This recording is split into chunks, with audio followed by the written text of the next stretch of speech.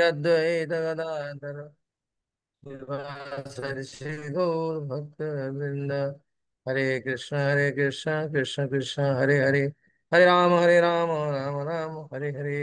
ओम नमो भगवते वासुदेवाय, ओम नमो भगवते वासुदेवाय, ओम नमो भगवते वासुदेवाय। हरे कृष्ण। सर्वप्रथमे ଆମର ସଂସ୍ଥାର ସଂସ୍ଥାପକ ଆଚାର୍ଯ୍ୟ ଶ୍ରୀ ପ୍ରଭୁପାଦଙ୍କ ପାଦ ପଦ୍ମରେ ଦଣ୍ଡବତ ପ୍ରଣାମ ଜଣାଉଛି ଏବଂ ଆମର ଆମର ପରମ ଆରାଧ୍ୟ ଦେବ ଶ୍ରୀ ଶ୍ରୀ ରାଧା ଗୋବିନ୍ଦ ଜୀଙ୍କର ପାଦ ପଦ୍ମରେ କୋଟି କୋଟି ଦଣ୍ଡ ଜଣାଇ ଆପଣମାନଙ୍କୁ ମୋ ସାଦର ଏଇ ସନ୍ଧ୍ୟାରେ ସ୍ୱାଗତ ଜଣାଉଛି, ଧନ୍ୟବାଦ ଜଣାଉଛି ଯେ ଆପଣମାନେ ଗୋଟେ ସୁଯୋଗ ପ୍ରଦାନ କରୁଛନ୍ତି କିଛି ହରି କଥା କହିବା ପାଇଁ, ଭଗବାନ କଥା କହିବା ପାଇଁ। ତେଣୁ ଏଥିପାଇଁ ମୁଁ ନିଜକୁ ବହୁତ ଧନ୍ୟ ମନେ କରୁଛି। ତେବେ ଆପଣମାନେ ମତେ ଅନୁରୋଧ କରିଛନ୍ତି ଯେ ଭଗବାନଙ୍କର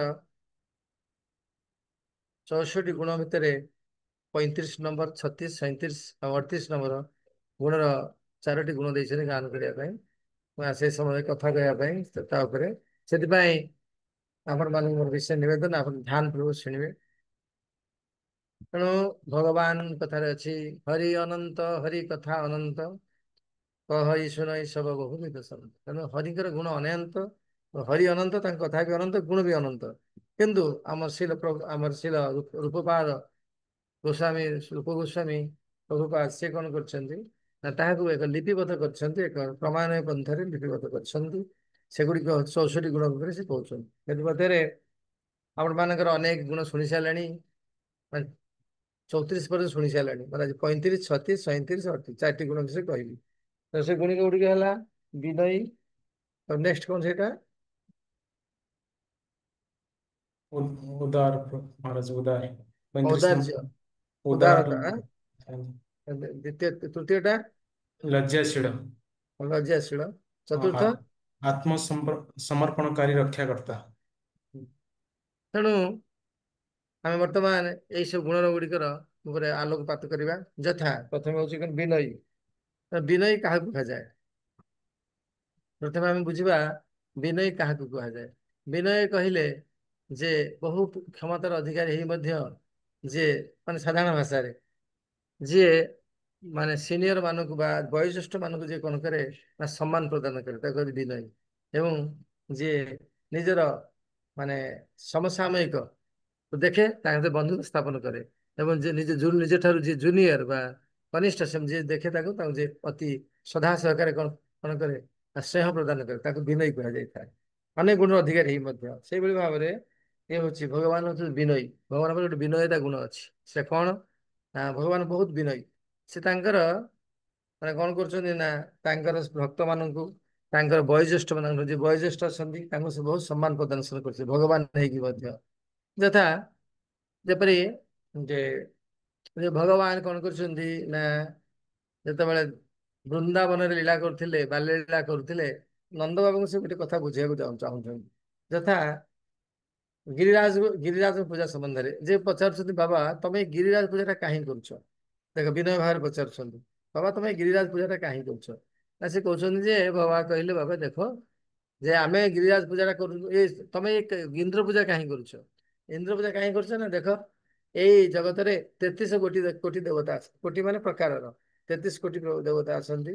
ତେଣୁ ସେ 33 କୋଟି ଦେବତାଙ୍କ ଭିତରେ ପ୍ରତ୍ୟେକ ଦେବତାଙ୍କୁ ଭଗବାନ କଣ କରିଛନ୍ତି? ଗୋଟେ ଗୋଟେ ବିଭାଗ ପ୍ରଦାନ କରିଛନ୍ତି।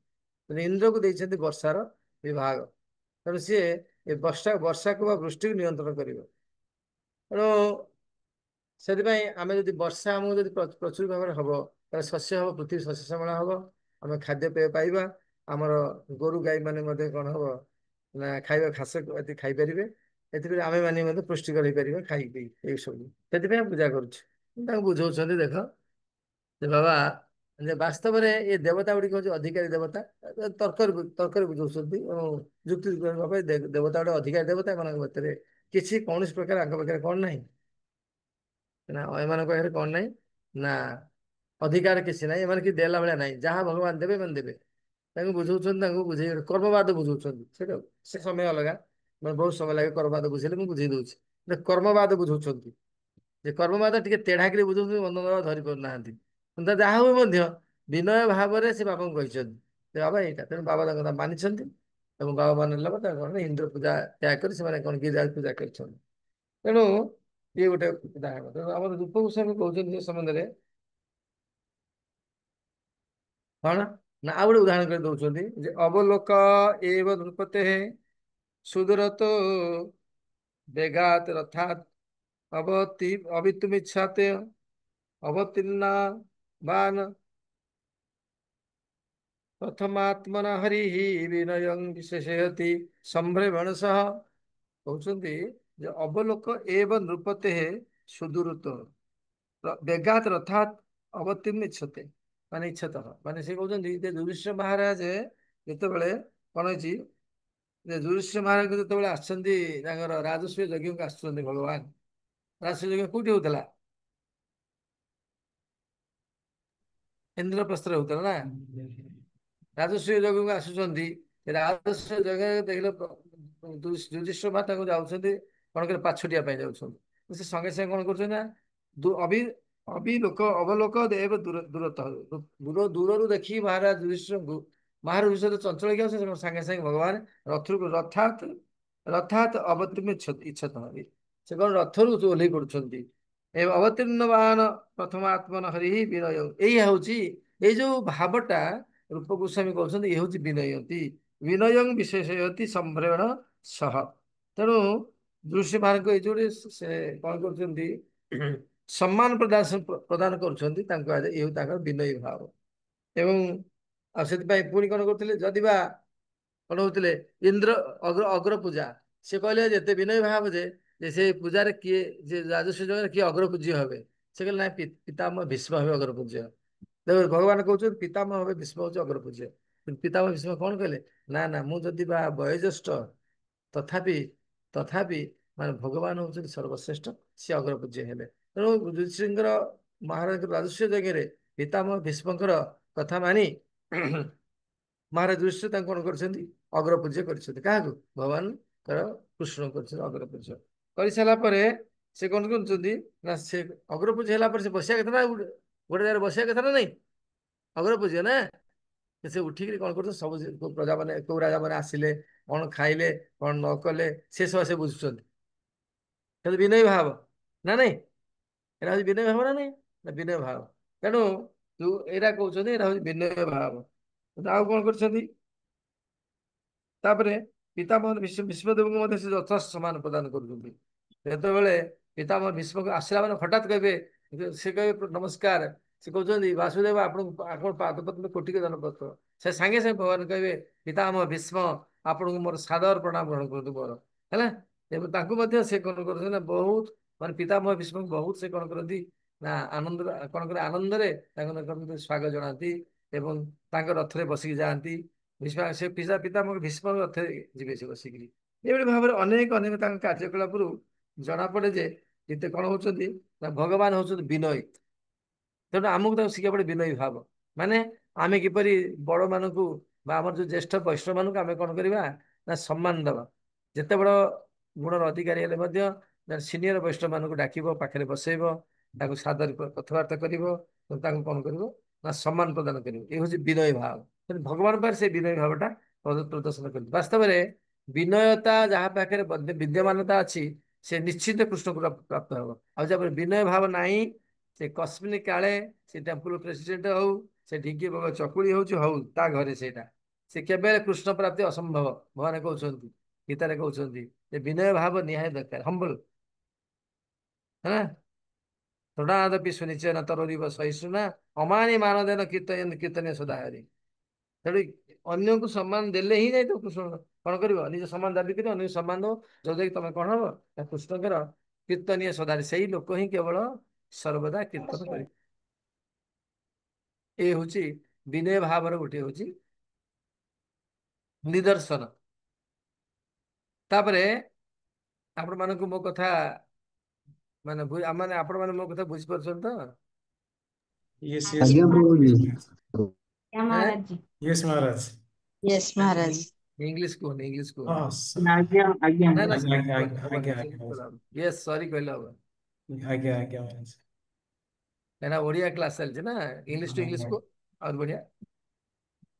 ଏଇଭଳି ଭାବରେ କଣ କରୁଥିଲେ ସେ ସେ କଣ କରୁଥିଲେ ନା ବିନୟ ଭାବରେ ସେ ଅଧିକାର ଥିଲେ। ଯେ ବାବାଙ୍କୁ ସେ କଣ କରତେ ବୁଝେଇ ପାରିଥାନ୍ତେ, କିନ୍ତୁ ବୁଝଉଛନ୍ତି ଯେହେତୁ ବାପା ବୟସ୍କ ସେ ତ ବୁଝଉଛନ୍ତି।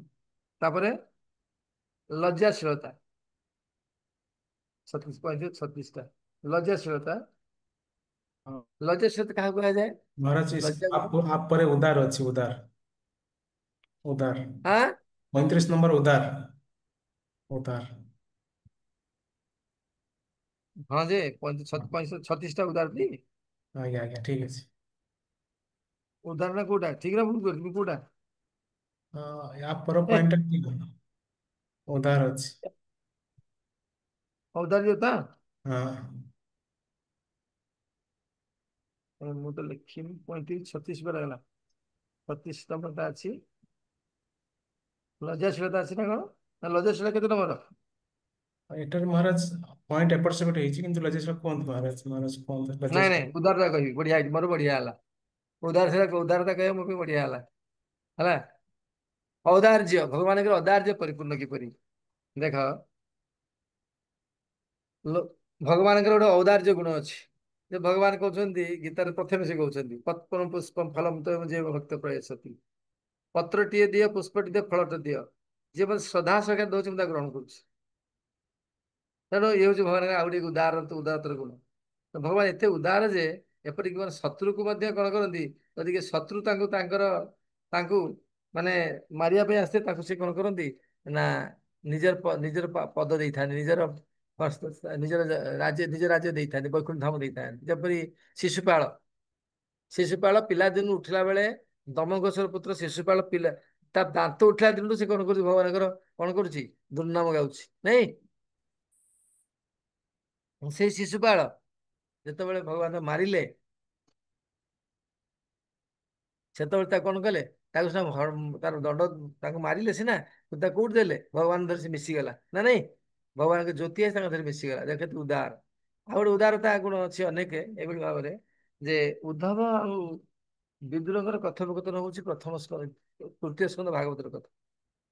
ସେ ପହଞ୍ଚୁଛନ୍ତି, ବିଦୁର ଗୃହ ତ୍ୟାଗ କରିଛନ୍ତି ଏବଂ ଅପମାନିତ ହେଇକିରି ଭଗବାନଙ୍କୁ ଉଦ୍ଧବକୁ ଦେଖିଛନ୍ତି ବାଟରେ। ପଛରେ ଘଟଣା କଣ ନା ଭଗବାନ ଆଉ ନାହାନ୍ତି ଇତ୍ୟାଦି। ମୁଁ ସେଥିପାଇଁ ଯାଉଛି ବଦ୍ରିକା ଆଶ୍ରମ, ମତେ ଭଗବାନ କହିଛନ୍ତି ବଦ୍ରିକା ଆଶ୍ରମ ଚଳ, ଯାଅ ସେଇଠି କଣ କର ତୁମେ ତପସ୍ୟା କରିବ, ସାଧୁସଙ୍ଗ କରିବ। କାରଣ ସାଧୁସଙ୍ଗ ଦ୍ଵାରା କଣ ହୁଏ ନା କୃଷ୍ଣ ଭକ୍ତି ଜନ୍ମମୂଳ ହଏ ସାଧୁ ସଙ୍ଗେ। ତେଣୁ କୃଷ୍ଣ ଭକ୍ତି ଜନ୍ମମୂଳ ହଉଛି ସାଧୁସଙ୍ଗ, ତୁମେ କର ବାରମ୍ବାର। ଏପରିକି ପ୍ରେମ ଅବସ୍ଥାରେ ମଧ୍ୟ ତୁମେ ସାଧୁସଙ୍ଗ କର। ତେଣୁ ଔଦାର୍ଯ୍ୟ ବିଷୟରେ ସେ କହୁଛନ୍ତି।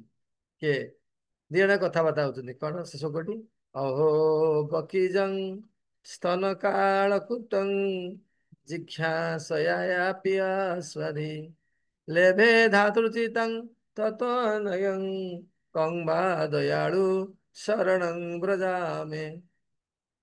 କହୁଛନ୍ତି ଅହୋ ବକି, ଦେଖ ଯେ ଭଗବାନ କେତେ କୃପାଳୁ। ଅହୋ ବକି ଜଙ୍ଗ ସ୍ତନ କାଳକୂଟ, ଏଇ ବକି ବକାସୁର ଭଗିନୀ ବଟକି ସ୍ତନରେ କାଳକୂଟ ଭର୍ତ୍ତି କରି କଣ କରିଥିଲା, ଆସିଥିଲା ଭଗବାନ ମାରିବା ପାଇଁ। କିନ୍ତୁ କଣ କରିଥିଲା ନା ସ୍ତନ୍ୟପାନ ମାଧ୍ୟମରେ ସେ କଣ ମାରିବ, ଏଇଟା ତା ମୁଡ। ତେଣୁ ଭଗବାନ କଣ କଲେ, ତାର ସ୍ତନ୍ୟକୁ ପାନ କଲେ, ପାନ କରିବା ସଙ୍ଗେ ସଙ୍ଗେ କଣ କଲେ, ତାଙ୍କୁ ନା ଧାତା ପଦ ଦେଲେ। ଭଗବାନ ଔଦାର୍ଯ୍ୟ ପ୍ରକାଶ କରିନାହାନ୍ତି କି? ହେଁ ଯଦି ସେ ଶତ୍ରୁକୁ ଯିଏ ଶତ୍ରୁକୁ ଯଦି ଏତେ ବଡ ପାଦ ଦେଇ ପାରୁଛନ୍ତି, ମିତ୍ରକୁ କୋଉଠି ନ ରଖିବେ।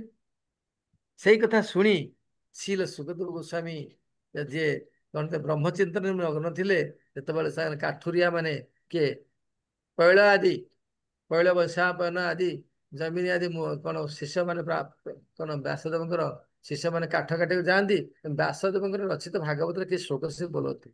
ସେତେ କଥା ବୋଲିଲେ ଯେ ବରହା ପୀଡ ନଟବର ବାପୁ କର୍ଣ୍ଣ କର୍ଣ୍ଣିକାର ବିଭ୍ରତ ବାସ କନକ କପିସ ବୈଜୟନ୍ତୀ च ମାଳମ୍ ରନ୍ଧ୍ରାଣ ବେଣୁ ଅଧର ସୁଦୟ ପୁରୟନ୍ ଗୋପ ବୃନ୍ଦାଇ ପାଦୁଷଦ ଗୀତ କୀର୍ତ୍ତି ବୃନ୍ଦାରଣ୍ୟ ପ୍ରଦୂଷିତ ଗୀତ କୀର୍ତ୍ତି ବୃନ୍ଦାରଣ୍ୟ ପ୍ରାଦୁଷିତ ଗୀତ କୀର୍ତ୍ତି। କହୁଛନ୍ତି ଆରେ ଯେତେବେଳେ ଭଗବାନ ଶ୍ରୀକୃଷ୍ଣ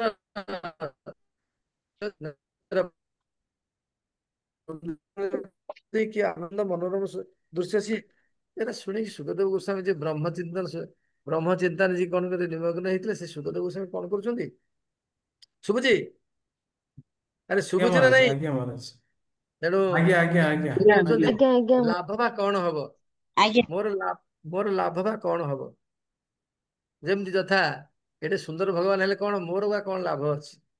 ତେଣୁ ସେ କହୁଛନ୍ତି ଯେପରି ଯଥା ଗୋଟେ କନ୍ୟାକୁ ବିବାହ ଲାଗିଲା, ଗୋଟେ ସୁନ୍ଦର ପୁରୁଷ ବିବାହ ଲାଗିଲା ଗୋଟେ ଝିଅଟାକୁ। ଆଚ୍ଛା, ତାର ଆଉ କିଛି ନାହିଁ, ପଇସା ପତ୍ର ନାହିଁ, କିଛି ନାହିଁ। ଆଚ୍ଛା, ସେ ସେଠି ବିବାହ ପାଇଁ ରାଜି ହବ ନା ହବନି? ବହୁତ ସୁନ୍ଦର ଦେଖିବା ପାଇଁ, ବିୟୁଟିଫୁଲ, ଚନ୍ଦ୍ରପୂର୍ବ ସଦୃଶ। ରାଜି ହବ ନା ନାଇଁ? ରାଜି ହବନି ବିବାହ ପାଇଁ? ଆଜ୍ଞା ଆଜ୍ଞା ଆଜ୍ଞା ମହାରାଜ। ଆଉ କିଛି ଜାଣିନ କହୁଛ ଆଜ୍ଞା ମହାରାଜ? କିଛି ଜାଣୁନୁ, ତମକୁ ଆଉ ପ୍ରବଚନ ଟିକେ ଜାଣି ବୁଝିପାରୁନ, ଆଜ୍ଞା ମହାରାଜ। ତାପରେ ଏଇ ଗୋଟେ ପ୍ରଥମ ପୁତ୍ର, ଦ୍ୱିତୀୟ ପୁତ୍ର ଆସିଲା। ସେ ଦେଖିବା ପାଇଁ କଳିଆ, କାଳା, କଳା ଓ ସୁନ୍ଦର। ଆଉ କିନ୍ତୁ ମାନେ କିନ୍ତୁ କଳା ଟିକେ ସୁନ୍ଦର, କିନ୍ତୁ ସେ କଣ ହବ ନା, ତାର ବହୁତ ପଇସା ପତ୍ର ଅଛି। ତୃତୀୟ ପୁତ୍ରଟି ଆସିଲା, ଦେଖିବାକୁ ସୁନ୍ଦର, ସବୁ ଗୁଡେ ପରିପୂର୍ଣ୍ଣ, ଏବଂ ତାର ବି ମଧ୍ୟ ସମ୍ପତ୍ତି ବାଡି ଭଲ ଅଛି। ସେ କାହା ବିବାହ କରିବ? ଯିଏ ଦେଖିବାକୁ ସୁନ୍ଦର, ପଇସା ପତ୍ର ଯାହା ପାଖରେ ଅଛି। ତାର ନମ୍ବର କେତେ? ତିନି ତିନି ତା ଆଜ୍ଞା। ନମ୍ବର କେତେ? ତିନି। ସେଭଳି ଭାବରେ ଯେ ସେ ପ୍ରଥମ ପୁଅଟାକୁ ବହୁତ ସୁନ୍ଦର ଦେଖିବା, ତାର ପଇସା ନାହିଁ, ସାମର୍ଥ୍ୟ ନାହିଁ। ସେ କାହିଁକି ରାଜି ହବ? କଣ ମୁଁ ଖାଇବି, ଛୁଆ ପିଲା ହେଲେ କଣ ଖାଇବି, କଣ ଶାଢୀ ପିନ୍ଧି ମତେ ଦବୁ କି ନାହିଁ ଭଲକିରି, ବୁଲିବାକୁ ନବୁ ତ କାର ନାହିଁ, କିନ୍ତୁ ଆପରେ ସବୁ ଅଛି ନା।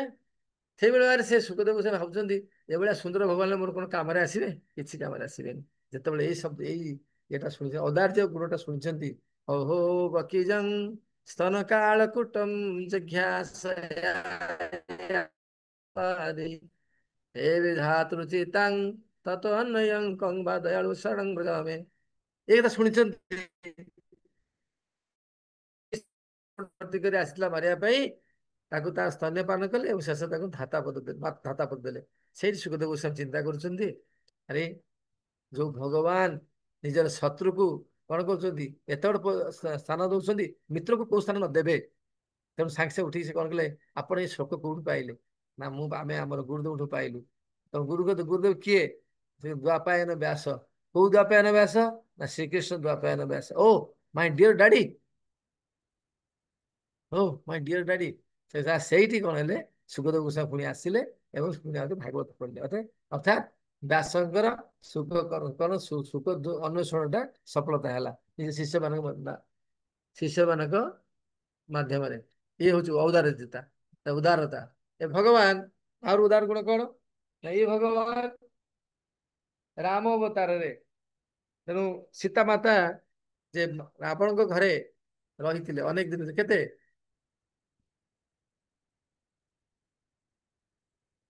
111 ଦିନ ରହିଥିଲେ, ରାବଣର ଲଙ୍କାରେ ରହିଥିଲେ 111 ଦିନ। ଫେରିଲେ, ଭଗବାନ ତାକୁ ଅଗ୍ନି ପରୀକ୍ଷା କରି ଆଣିଛନ୍ତି, କିନ୍ତୁ ଜଗତବାସୀ କେହି ଜାଣିନାହାନ୍ତି ଅଗ୍ନି ପରୀକ୍ଷା ସମ୍ବନ୍ଧରେ। ତେଣୁ ଯେତେବେଳେ ସେଇଠି କଣ ନା, ତାଙ୍କର ସେଇ ଅଯୋଧ୍ୟାର ରଜ କି ଦେହରେ ଗଣ୍ଡଗୋଳ ହେଇଛି। ତ ପତି ପତ୍ନୀ ଭିତରେ ଗଣ୍ଡଗୋଳ ହୁଏ ନା ହୁଏନି? ତମ ଆଜ୍ଞା ପତି ପତ୍ନୀ ହୁଏ? ଆଜ୍ଞା ହୁଏ। ଜାଣି ଶୁଣି ଗଣ୍ଡଗୋଳ କର ନା କଣ? ଭାଇ ବୋଲି ଦାମ୍ପତ୍ୟ କଳହ, ବହୁ ଆଡମ ଲଘୁକ୍ରିୟା ବୋଲି ଭାବି କଳହ କର ନା କଣ? ତେଣୁ ତାଙ୍କ ଭିତରେ କଣ ହେଇଛି ନା, ରଜଗୀ ପଳେଇ ଯାଇଛି ତା ବାପ ଘରକୁ। ବହୁଦିନ ରଜଗୀ ଜାଣିଛ କିଏ? ଧୋବଣୀ ପଳେଇ ଯାଇଛି। ଆସିଛି ପୁଣି, ରଜ ତାକୁ ମନା କରିଛି, ମୁଁ ରଖିବିନି ଘରେ। ତା ଗଣ୍ଡଗୋଳ ହେଲା ପରେ ସେ କହୁଛି, ଉଦାହରଣ ଦଉଛି, ଅରେ ରାଜ୍ୟର ରାଜା ରାମଚନ୍ଦ୍ର, ହଁ, ଅଯୋଧ୍ୟା ନରେଶ ରାମଚନ୍ଦ୍ର, ସିଏ ତ ମାତା ସୀତା ରହିଲେ ଯାଇକି ରାବଣ ଘରେ ରହିଲେ, ତାକୁ ପୁଣି ସେ ଗ୍ରହଣ କଲା। ତୁ ଏମିତି କେଡେ ବଡ କି ପୁରୁଷ କି ମତେ ଗ୍ରହଣ କରିବୁନି? ସେ ଭୁଲ କଲା ଠିକ କହିଲା? ସେ ଭୁଲ କଲା ଠିକ ଠିକ କହିଲା, କହିଲା? ଠିକ କହିଲା। ଠିକ କହିଲା। ଆପାତ ବିଚାର ସେ କହିଲା। ଆରେ ସୀତା ମାତା କଣ ରାବଣ ଘରେ ଥିଲେ? ସୀତା ମାତା ତ ମାୟା ସୀତାକୁ ନେଇଯାଇଥିଲା ରାବଣ। ଅସଲ ସୀତାକୁ ଅଗ୍ନିଦେବ ନେଇଯାଇଥିଲେ। ସେ ଜାଣିନି, ସେ ତାତ୍ତ୍ୱିକ ଦୃଷ୍ଟିରୁ କିଛି ଜାଣିନି, ଆପାର ଦୃଷ୍ଟି ବା ଆପତ ଦୃଷ୍ଟିରୁ କଥାଟା କହିଲା। ସେଇ କଥା ରାମଚନ୍ଦ୍ର ମହାପ୍ରଭୁ କଣ କରୁଥିଲେ ଯେ, ଶତ୍ରୁମୁଷରେ ଘୁରୁଥିଲେ, ତାଙ୍କ କଳହ ଶୁଣିଲେ, ସେ ତ୍ୟାଗ କଲେ। ସୀତାପତି ତ୍ୟାଗ କଲେ, ଏବଂ ସୀତାପତି ତ୍ୟାଗ କଲେ ଯେତେବେଳେ, ସେତେବେଳେ ତାପରେ କଣ ସମୟ ଆସି ପହଞ୍ଚି ଯାଇଛି। ବର୍ତ୍ତମାନ ରାମଚନ୍ଦ୍ର ମହାପ୍ରଭୁ ଘୋଷଣା କରିଛନ୍ତି ଯେ, ସମସ୍ତ ଅଯୋଧ୍ୟାବାସୀ ଯାଅ, ସ୍ନାନ କରିକି ଆସିବ ତ ସରୋଜରେ, ମୁଁ ସମସ୍ତଙ୍କୁ ନେଇକି ପଳେଇ ଯିବି। ମାନେ କଣ, ମୋର ଧାମକୁ ନେଇଯିବି ସିଧାମକୁ।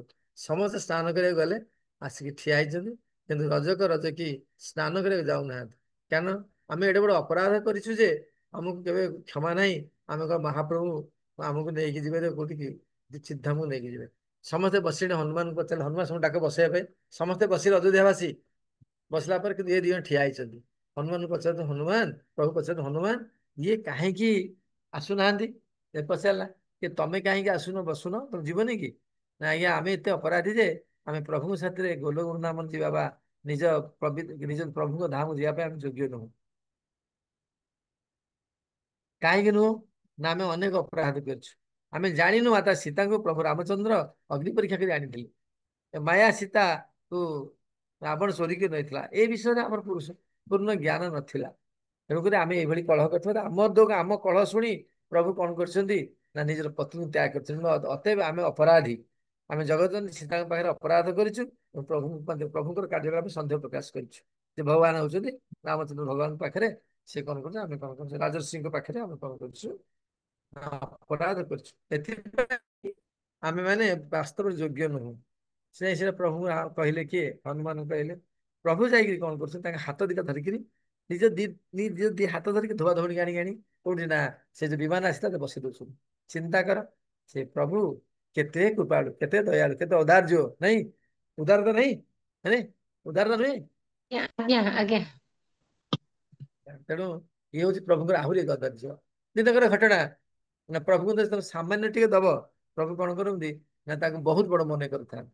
ସେଇପାଇଁ କହିଲେ ପ୍ରଭୁ ଅର୍ଜୁନଙ୍କୁ କହିଲେ, ନେହା ବିକ୍ରମ ନାଶ ଅସ୍ତି ପ୍ରତ୍ୟବାୟ ନ ବିଦ୍ୟତେ ସ୍ୱଳ୍ପମପସ୍ୟ ଧର୍ମସ୍ୟ ତ୍ରାୟତେ ମହତ ଭୟାନ୍।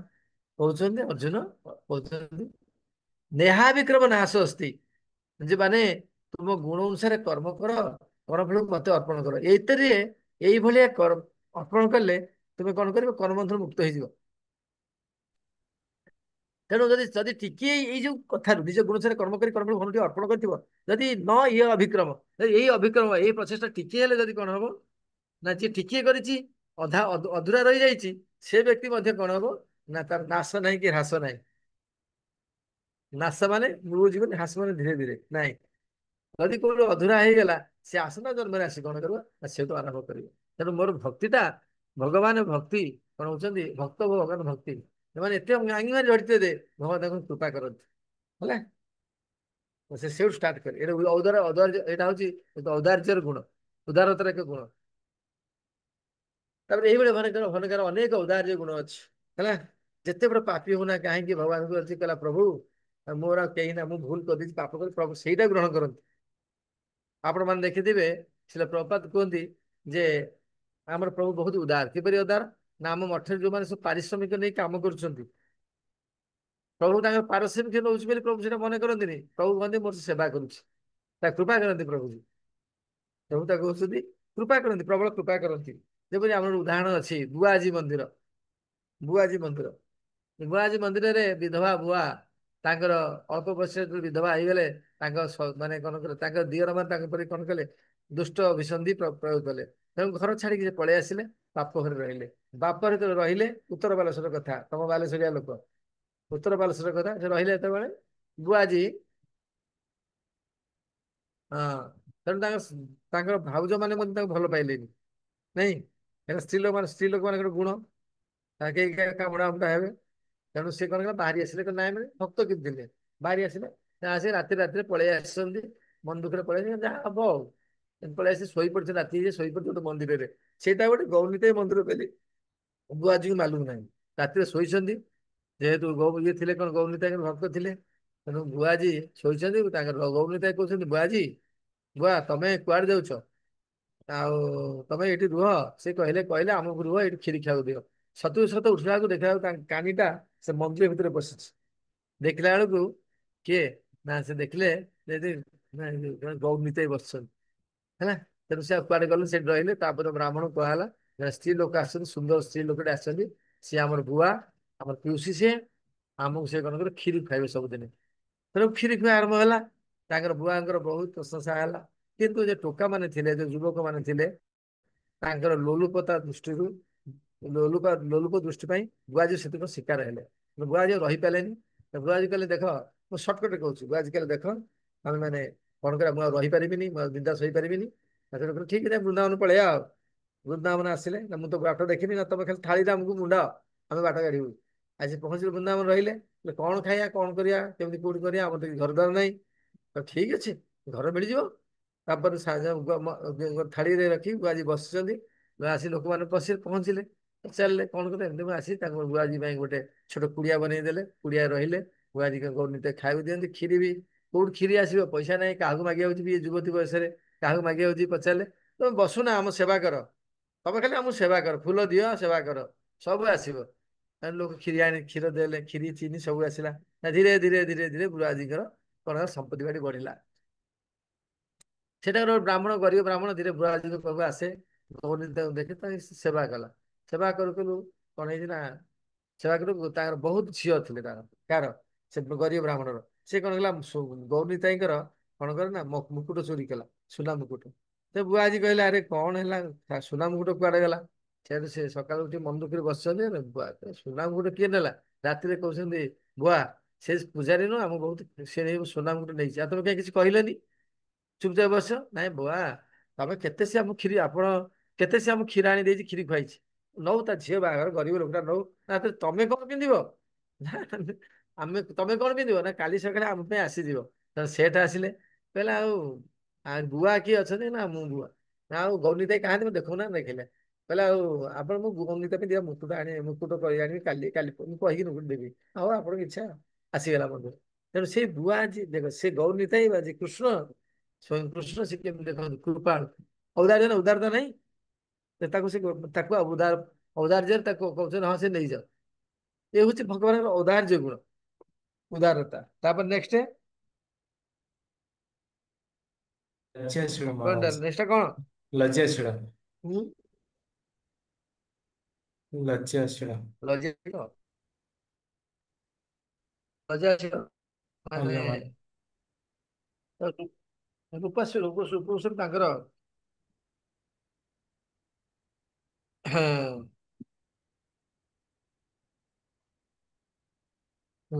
ଏ ଲଜ୍ଜାଶୀଳ କଣ? ସେ କହୁଛନ୍ତି ଲଳିତ ମାଧବରେ ଶ୍ଲୋକ ଦେଇ କହୁଛନ୍ତି, ଦରୋ ଦଦଂଶ ଗୋପୀ ସ୍ତନ ପରି ସରପ୍ରେକ୍ଷଣ ଭରା କରୋତ କମ୍ପାନି କମ୍ପାଦି ଚଲତି ବୀର ଗୋବର୍ଦ୍ଧନ ଗିରେଇ ଭୟାତ ଆରାଧ ସ୍ତୁତି ଅଖିଳ ଗୋପୈ ସ୍ମୃତ ମୁଖଂ ଦୂରଦୃଷ୍ଟ୍ୟା ରାମଂ ଜୟତି ନିମିତାସ୍ୟ ମଧୁରୂପିହୁ। ମାନେ କଥାଟା ହଉଛି କଣ, ଯେ ଏଇଟା ଲଳିତ ମାଧବର ଶ୍ଲୋକଟା। ଏ କୃଷ୍ଣ କଣ କରୁଛନ୍ତି, ବର୍ତ୍ତମାନ ଗିରିରାଜ ଧାରଣ କରିଛନ୍ତି। ହରେ କୃଷ୍ଣ। ଆଜ୍ଞା ଶୁଭୁଛି? ମହାରାଜ। ଆଜ୍ଞା ଗିରିରାଜ ମହାରାଜ। ଗିରିରାଜ ଧାରଣ କରିଛନ୍ତି। ସାତ ଦିନ ଗିରିରାଜ ଧାରଣ କଲେ। ଏଇ ସମୟରେ କଣ, ସମସ୍ତେ ଗୋପ ଗୋପୀ ଗୋପାଙ୍ଗନା ମାନେ ଆସିକି କରିଛନ୍ତି, ତାଙ୍କ ପାଖରେ ଶରଣାପନ୍ନ ଅଛି। କୋଉଠି? ଗିରିଜା ତଳେ ସମର୍ପଣ ହେଇଛନ୍ତି, ବର୍ଷା ରକ୍ଷା କରିବା ପାଇଁ। ଏବେ ବର୍ଷା ହଉଛି, ପ୍ରବଳ ବର୍ଷା। ଆଗେ ପ୍ରବଳ ବର୍ଷା ହଉଥିଲା କୋଉଠି? ଗୋବର୍ଦ୍ଧନରେ। ଯେତେବେଳେ କଣ କରୁଛନ୍ତି ସେ, ଏଇ ସମୟରେ କଣ ନା, ଗୋପାଙ୍ଗ ଯେ ତରୁଣୀ, ଗୋପର ତରୁଣୀ ମାନଙ୍କର, ତରୁଣୀ ମାନେ ଆସିକି ମଧ୍ୟ କଣ କରିଛନ୍ତି, ଶରଣାପନ୍ନ ହେଇଛନ୍ତି। ତରୁଣୀ ବୁଝଛ ତ, ନବ ଯୁବତୀ ମାନେ ଆସିକି କଣ ଶରଣାପନ୍ନ। ତରୁଣୀ, ତରୁଣୀ ଶବ୍ଦ ହଉଛି ନବ ଯୁବତୀ, ନୂତନ ଭାବରେ ଯୌବନରେ ପଦାର୍ପଣ କରିଛନ୍ତି ଯୁବତୀ ମାନେ ଆସିକି କଣ କରୁଛନ୍ତି ନା, କଣ କରିଛନ୍ତି, ରହୁଛନ୍ତି। ଏବଂ କୃଷ୍ଣଙ୍କର ନଜର ଟା ସେଇ ଗୋପାଙ୍ଗନା ମାନେ କଣ କରୁଛି, କୃଷ୍ଣଙ୍କୁ, ତରୁଣୀ ମାନେ କୃଷ୍ଣଙ୍କୁ କଣ କରୁଛନ୍ତି, କୃଷ୍ଣଙ୍କୁ ତାଙ୍କର କଣ, ତାଙ୍କର ଯୋଉ ଅପାଙ୍ଗ ଦୃଷ୍ଟି ଅନଉଛନ୍ତି। ନାଇଁ, କୃଷ୍ଣ ମଧ୍ୟ ସେଇଭଳିଆ ରେସିପ୍ରୋକେଟ କରୁଛନ୍ତି, ନା କରୁନାହାନ୍ତି? ହେଁ, ଗୋଟେ ଯୁବକ ଯୁବତୀ ପରସ୍ପର କେମିତି ଅନାଅନି ହୁଅନ୍ତି, ତମେ ଜାଣିଛ ତ। ତେଣୁ ଏଇଭଳି ଭାବ ଯେତେବେଳେ କଣ କରୁଛି, ସେମାନଙ୍କ ଭିତରେ କଣ ଭାବର ଆଦାନ ପ୍ରଦାନ ହଉଛି, ସେଇ ସମୟରେ କଣ କୃଷ୍ଣ ନଜର କଣ କରୁଛନ୍ତି ନା, ସେଇ ଗୋପାଙ୍ଗ ମାନଙ୍କର, ସେ ତରୁଣୀ ମାନଙ୍କର କଣ ସ୍ତନ ଭାଗରେ କଣ କରୁଛି, କଣ କରି ପ୍ରବେଶ କଣ କରୁଛି, ନିକ୍ଷେପ ହେଇଛି। ଏବଂ ତାକୁ ଦେଖି ସେ କଣ ହେଇଛନ୍ତି ନା, ଟିକେ କଣ ମନ ଚଞ୍ଚଳ ହେଇଯାଇଛି, ଏବଂ ଗୋବର୍ଦ୍ଧନ ଗିରିଟା ହଲି ହଲି ଯାଇଛି। ଏଇ କଥା ବଳରାମ ଦେଖୁଛନ୍ତି। ଏଇ କଥା ବଳରାମ ଦେଖୁଛନ୍ତି। ଦେଖୁଛନ୍ତି ଯେତେବେଳେ କଣ, କୃଷ୍ଣ ଟିକେ ଲଜ୍ଜାଶୀଳ ହେଇଯାଉଛନ୍ତି। ଏଇ ହଉ ତାଙ୍କର ଲଜ୍ଜାଶୀଳ ଗୁଣ, ଲଳିତ ମାଧବରେ ଏହା ବର୍ଣ୍ଣନା କରାଯାଇଛି। ତାପରେ ତାପରେ ମହାରାଜ ଆତ୍ମସମର୍ପଣକାରୀ ରକ୍ଷାକର୍ତ୍ତା। ଆତ୍ମସମର୍ପଣକାରୀ ରକ୍ଷାକର୍ତ୍ତା। ତେଣୁ ସେଥିପାଇଁ ଯେ ଭଗବାନ କିପରି ଜଣେ ଭକ୍ତକୁ ରକ୍ଷା କରନ୍ତି, ସେ ଶତ୍ରୁ ମିତ୍ର କିଛି କଣ କରନ୍ତି ଚିନ୍ତା କରନ୍ତି। ଯଥା ଯଦି କେହି ତାଙ୍କୁ ବହୁତ ଶତ୍ରୁ ଭଳି ଭାବିଥିବ, ପରେ ଯଦି ଆସି କହିବ ଭଗବାନ ମତେ କୃପା କରନ୍ତୁ, ବିଦ୍ୟା କରନ୍ତୁ, ଭଗବାନ ସେଥିରେ ମୋଡ ହେଇଯାନ୍ତି, ପୂର୍ବ କଥା ଭୁଲି ଯାଆନ୍ତି। କିନ୍ତୁ ଆମ ଭକ୍ତମାନେ ସିଏ ମତେ କାହିଁକି କହିଥିଲା ମୁଁ ତାକୁ ଦେଖିବି, ପ୍ରେସିଡେଣ୍ଟ ପୋଷ୍ଟ ଅଛି ନା, ତାକୁ ଦେଖିବି ନାଇଁ। ଓ ପ୍ରଭୁଜୀ, ମଧୁସୂଦନ ପ୍ରଭୁ ନା, ଆଜ୍ଞା ଆଜ୍ଞା ଆଜ୍ଞା ଆଜ୍ଞା ମହାରାଜ। ହଁ, ତାକୁ ଦେଖିଦେବି, ଦେଖ ଲେଙ୍ଗେ। ନାଇଁ, ଭଗବାନ ସେୟା କହୁନାହାନ୍ତି। ଭଗବାନ କଣ କରୁଛନ୍ତି, ଯେ ଥରେ ଆତ୍ମସମର୍ପଣ କରିଛି ଆସିକି ତାକୁ ସର୍ବସ୍ୱ ପ୍ରଦାନ କରିଦେଇଥାନ୍ତି ଯଥା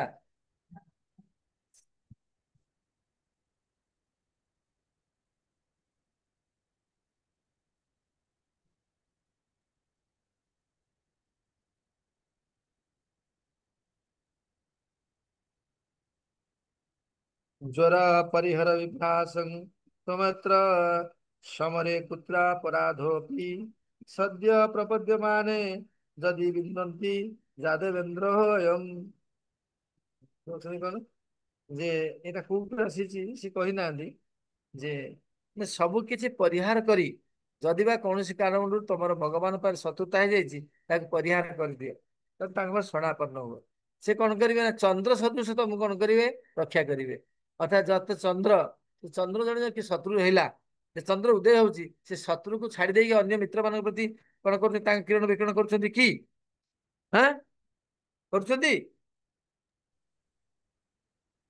ଏଇ ଭଗିଆ ଭଗବାନ, ତମେ କିଛି କେହି ନାଇଁ ଶୁଣୁନ, କିଛି କେହି ନାଇଁ ଗ୍ରହଣ ନାଇଁ କରିପାରୁନ, ପ୍ରବଚନ ନାଇଁ ବୁଝିପାରୁନ ବୋଧେ। ମହାରାଜ ନାଇଁ ନାଇଁ ଆଜ୍ଞା, ମହାରାଜ ନାଇଁ ମହାରାଜ।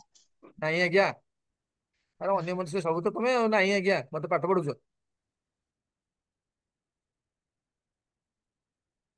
ସେ କହୁଛନ୍ତି ଯେ ଚନ୍ଦ୍ର ଯେପରି, ମାନେ ଚନ୍ଦ୍ର ଜଣେ ଶତ୍ରୁ ହେଲା, ଶତ୍ରୁ କିଏ ରୂପ ଗୋସ୍ୱାମୀ ପ୍ରଥମେ କହୁଛନ୍ତି, ଚନ୍ଦ୍ର ଜଣେ ଶତ୍ରୁ ହେଲା। ଚନ୍ଦ୍ର ଯେତେବେଳେ ଉଦୟ ହଉଛନ୍ତି, ରାତିରେ ଉଦୟ ହଉଛନ୍ତି, କଣ ସେ ଶତ୍ରୁକୁ ଛାଡିକି ଆଉ ସମସ୍ତଙ୍କୁ ତାଙ୍କର ସୁଶୀତଳ କିରଣ ପ୍ରଦାନ କରୁଛନ୍ତି କି? ନାଇଁ ମହାରାଜ। ସେ ନାଇଁ ମହାରାଜ। ସମସ୍ତଙ୍କୁ ସମାନ ପ୍ରଦାନ କରୁଛୁ, କଣ ଶୋଷିତ କିରଣ ପ୍ରଦାନ କରୁଛନ୍ତି। ସେଇଭଳି ଭଗବାନ ଭଗବତ ବସ୍ତୁ, ସେ ଶତ୍ରୁ ମିତ୍ର କାହାର ନାହିଁ ତାଙ୍କର, ତାଙ୍କ ସମସ୍ତ ସମାନ। ତେଣୁ ସେ କହୁଛନ୍ତି ନା ମେ, ନା ମୋର ଶତ୍ରୁ କିଏ ନା ମିତ୍ର କିଏ, ନା ମୋର ପ୍ରିୟ କିଏ ନା ଅପ୍ରିୟ କିଏ, ନା ମୁଁ ହଉଛି ସମସ୍ତଙ୍କ ସୁହୃତ ବନ୍ଧୁ। ଆଚ୍ଛା, ତେଣୁ ତାଙ୍କର ସେଇ ଯୋଉ ଆତ୍ମସମର୍ପଣକାରୀ ରକ୍ଷାକର୍ତ୍ତା, ସେ ସମ୍ପୂର୍ଣ୍ଣ ଆତ୍ମସମର୍ପଣକାରୀ ରକ୍ଷାକର୍ତ୍ତା। ସେ ନିଜେ କହିଛନ୍ତି, ଯେ ଭାଷାରେ ରାମାୟଣରେ କହୁଛନ୍ତି, ଶକ୍ରୁଦେବ ପ୍ରପନ୍ନାୟ ତବାସ୍ମି च ଯାଜତେ ଅଭୟ ସର୍ବଭୂତେଭ୍ୟୋ ଦଦାମି ଏତତ ବ୍ରତ ମମ।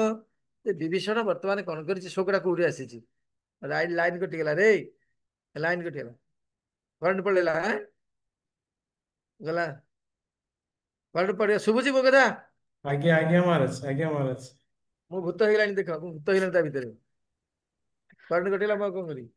ସେ କହୁଛନ୍ତି ଯେ ଏଇ ଶ୍ଲୋକଟା ହଉଛି ରାମାୟଣର। ଯେତେବେଳେ କଣ କରିଛି, ଯେ ରାବଣ ବହୁ ବୁଝେଇଛି କାହାକୁ, ବହୁ ବୁଝେଇଲା ପରେ, ରାବଣକୁ ବହୁ ବୁଝିଲା ପରେ ବିଭୀଷଣ କହିଲା ଯେ ପରସ୍ତ୍ରୀ ହରଣ କରିବା ଉଚିତ ନୁହେଁ ଇତ୍ୟାଦି ଇତ୍ୟାଦି କହିସାରିଲା ପରେ, ବିଭୀଷଣ କଥାକୁ ରାବଣ ଶୁଣୁନି। ସେ କହୁଛନ୍ତି କଣ, ଯେ ବିଭୀଷଣ କଣ କହୁଛନ୍ତି, ଯେ ବିଭୀଷଣ ସେ କଣ କରିଛି, ଏତେ ବୁଝିଲା ପରେ ବିଭୀଷଣ ସେ ନ ଶୁଣି ତା ଗୋଇଠା କରି ବାହାର କରିଦେଇଛି। ତାର 4ଟା ମନ୍ତ୍ରୀ ସହିତ ବିଭୀଷଣ ଆସୁଛି, ଆକାଶରେ ଆସିକି ପହଞ୍ଚି ଯାଇଛି। ସେ ଆକାଶରେ ଥାଇ କହୁଛି ଯେ ମୁଁ ହଉଛି ରାବଣର ଭାଇ ବିଭୀଷଣ, ମୁଁ ଆସିଛି ପ୍ରଭୁଙ୍କର ଶରଣାପନ୍ନ ହବା ପାଇଁ। କାହା ପାଇଁ ନା ରାମଚନ୍ଦ୍ର ଶରଣାପନ୍ନ ହେବେ। ତଳେ ଅଛନ୍ତି ରାମଚନ୍ଦ୍ର, ଏପଟେ ଲଙ୍କାପୁରୀ, ସେପଟେ ସେପଟେ ଲଙ୍କାପୁରୀ, ଏପଟେ ହଉଛି କଣ, ଏପଟେ ଆମର ଭାରତ ଏପଟଟା। ତେଣୁ ସେଠି କହୁଛନ୍ତି ଯେ ମୁଁ ଏଠି ବସିଛି, ଆଉ ମୁଁ ରାମଚନ୍ଦ୍ର ବସିଛନ୍ତି, ଏବଂ ତାପରେ ଲକ୍ଷ୍ମଣ ପାଖରେ ଠିଆ ହେଇଛନ୍ତି, ହନୁମାନ ଇତ୍ୟାଦି ସମସ୍ତେ କଣ କରୁଛନ୍ତି ନା ବସିଛନ୍ତି, ଏବଂ ସୁଗ୍ରୀବାଦୀ ବସିଛନ୍ତି। ଯେ ଶରଣା ରକ୍ଷଣ କରିବା ପାଇଁ ସେ କଣ କରୁଛି, ମାଗୁଛି। ସେଠି ମନ୍ତ୍ରୀ ମାନେ ବସିଥିଲେ, ଜାମ୍ବବନାଦି ମନ୍ତ୍ରୀ ମାନେ ଶୁଣିବ, କହୁଛନ୍ତି ତର୍କ କରୁଛନ୍ତି, ଯେ ନିଜ ଭାଇକି ତ୍ୟାଗ କରି ପଳେଇ ଆସିଲା, ସେ ଆପଣଙ୍କୁ କେବେ ହେଲେ ଛାଡିବ କି, ଆପଣ ବି ତର୍କ ତ୍ୟାଗ କରିଦବ ନାଇଁ।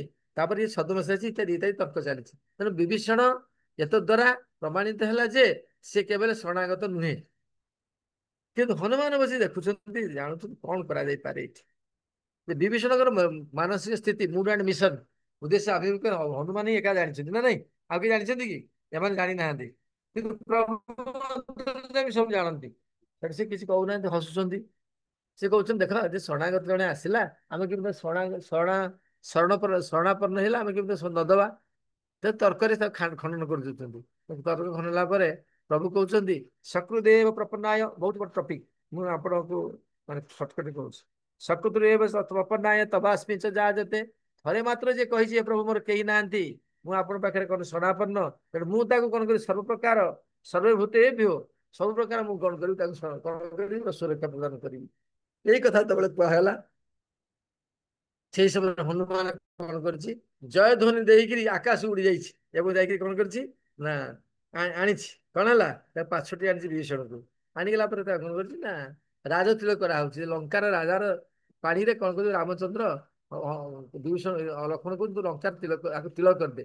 ହସିଲେ ସମସ୍ତେ କହିଲେ ଆରେ ଦେଖ ଦେଖ ସେପଟେ ହସୁଛନ୍ତି କିଏ ନା ଶୁକ ଶାରଣା ଆଦି ଗୁପ୍ତଚର ମାନେ ଯାଇକି କହିକି ହସୁଛନ୍ତି ସମସ୍ତେ ଦେଖିବେ ଆକାଶରେ ଉଡିକି ଦେଖୁଥିବେ ହସ ମାନେ କି ନାଟକ ଚାଲିଛି ପାଗଳ ଇଏ ରାମଚନ୍ଦ୍ର ଦଶରଥ ନନ୍ଦନ ପାଗଳ ଗୋଟେ। ଆରେ ମୁଁ ଲଙ୍କାର ରାଜନ କିନ୍ତୁ ଇଏ କିନ୍ତୁ ଲଙ୍କାର ରାଜନ ତାକୁ ଆପାର୍ଟମେଣ୍ଟ କଲେଣି ଇଏ କେମିତି ପାଇବେ ଜଣେ ରାଜା ମରିଗଲା ପରେ ଜଣେ ଆଉ ଜଣେ ରାଜା ହବ ନା ଆଉ।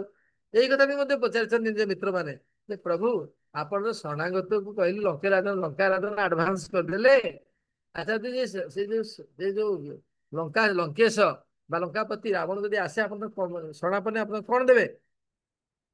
ଆରେ ଲଙ୍କାପତି ରାବଣ ଯଦି ଆସେ ମୋ ପାଖରେ ଶରଣାପନ୍ନ ହୁଏ ମୁଁ ତା ପାଇଁ ମଧ୍ୟ ରଖିଛି କଣ ରଖିଛନ୍ତି ଆପଣ ନା ମୁଁ ବି ତ ରାଜତିଳକ କରିଦେବି ନା କୋଉଠି କରିବେ ନା ମୋର ତ ଅଯୋଧ୍ୟା ମିଳିବ ନା 14 ବର୍ଷ ପରେ ଆଜି ସମୟ ଆସି ପହଞ୍ଚିଗଲେ ମୋର ଅଯୋଧ୍ୟା ମିଳିବ ନା ନାଇଁ ତେଣୁ ମୁଁ ତ ତାଙ୍କର ରାଜନ କରିଦେବି। ସମସ୍ତେ ଅବାକ ହେଇଗଲେ। ଇଏ ହଉଛି ପ୍ରଭୁଙ୍କର ନା ଶରଣାଗତର କଣ ହଉଛି ଏଗୁଡା ଏକ ଶରଣାଗତ ସମ୍ପୂର୍ଣ୍ଣ ରକ୍ଷା କଥା ପ୍ରଭୁଙ୍କର ଏଟା ନିଦର୍ଶନ। ତେଣୁ ପ୍ରଭୁ ନିଜର ଭକ୍ତି ଶରଣାଗତ ହେଇଛି ପ୍ରଭୁଙ୍କ ପାଖରେ ସମ୍ପୂର୍ଣ୍ଣ ଶରଣାଗତ ହେଇଛି ତାକୁ କଶ୍ମୀର କାଳ ସେ କଣ କରିବେନି ନା ନିରାଶ କରିବେନି ତାକୁ କଶ୍ମୀର କାଳେ ନିରାଶ କରିବେନି। ଏବଂ ପ୍ରଭୁ ଏତେ କୃପାଳୁ ଯେ ନିଜର ଭକ୍ତକୁ ଶରଣାଗତ ଭକ୍ତକୁ 6ଟା ଗୁଣରେ ପାଳନ କରନ୍ତି। କଣ ସେଟା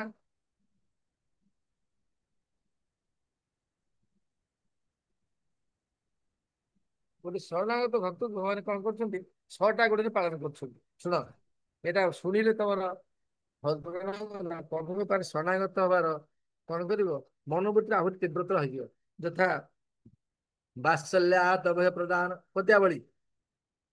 ତମେ ସେ ନୂଆ ଲୋକ ନୂଆ ପିଲା କିରେ ନୂଆ ଭକ୍ତ ସବୁ ନା କଣ କିଛି ରିଆକ୍ସନ ତମର ନାହିଁ ବୋକା ଭଳିଆ ଅନଉଛ ନୂଆ ଭକ୍ତ କି ମହାରାଜ ସବୁ ମିକ୍ସ ଅଛନ୍ତି। ହେଁ ମିକ୍ସ ଅଛନ୍ତି ମହାରାଜ। ତମର ସଂଖ୍ୟା କେତେ ଟୋଟାଲ 73? ଆଜ୍ଞା ମହାରାଜ। 78 ଥିଲେ। ନୂଆ ଭକ୍ତ ଗୁଡା ତମର ସବୁ ଜଣା ପଡୁଛି ଆଉ। ତେଣୁ ସେ କହୁଛନ୍ତି ପଦ୍ୟାବଳୀରେ କଥା କହୁଛନ୍ତି ଜଣେ ଶରଣାଗତ ଭକ୍ତକୁ ଭଗବାନ କିପରି ପାଳନ କରନ୍ତି 6ଟା ଗୁଣରେ ପାଳନ କରନ୍ତି। ତମକୁ ଶରଣାଗତ କହିଲେ ଭାରି କଷ୍ଟ ଜମା ହବନି କିନ୍ତୁ ସମସ୍ୟା ଆଣିକି ଯେ ତମ କାଉନସିଲର ଥିବ ତାକୁ ସବୁ ସମସ୍ୟା ଆଣି ଦେଇଦବ ପ୍ରଭୁ ଇସା ହେଲା ତ ଇସା ହେଲା ମୋ କହିଲ ନା କିନ୍ତୁ ଦେଖିଲେ ଶରଣାଗତ ହବନି।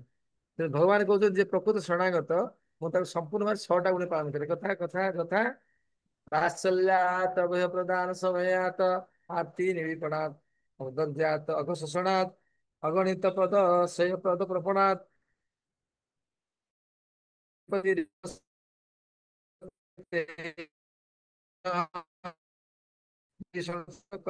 ପାଞ୍ଚ ଧ୍ରୁବ ବୁଝିପାଇଲ ଆରେ ବୁଝିପାଇଲ हरे कृष्ण प्रभु दंडवत प्रणाम प्रभु बुझी हेलानी प्रभु हरे कृष्ण प्रभु। ବୁଝିଗଲାନି କହୁଛନ୍ତି 6ଟା ଗୁଣରେ ପାଳନ କରୁଛନ୍ତି କଣ ସେଗୁଡିକ ଏଟା ହଉଛି ପଦ୍ୟାବଳୀର ଉପସ୍ୱାମୀ ଲେଖିଛନ୍ତି।